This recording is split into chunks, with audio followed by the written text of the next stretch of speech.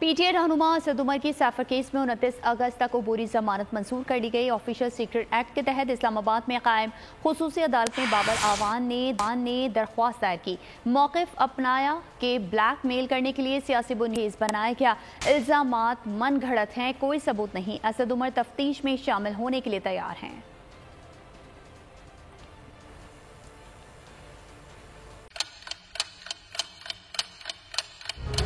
आप लोग इस मुल्क पाकिस्तान में आजाद है।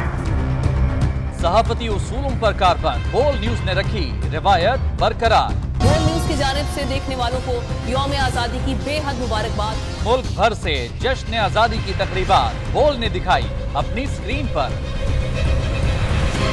पाकिस्तान के 76वें यौम आजादी का जश्न बोल ने सुनाई पाकिस्तान जिंदाबाद के नारों की गूंज।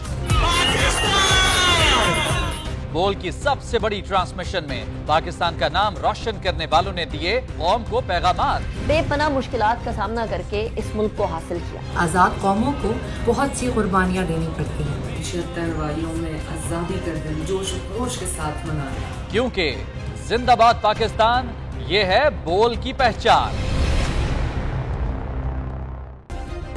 सब्सक्राइब करें और बेल दबाएं ताकि कोई खबर रह न जाए।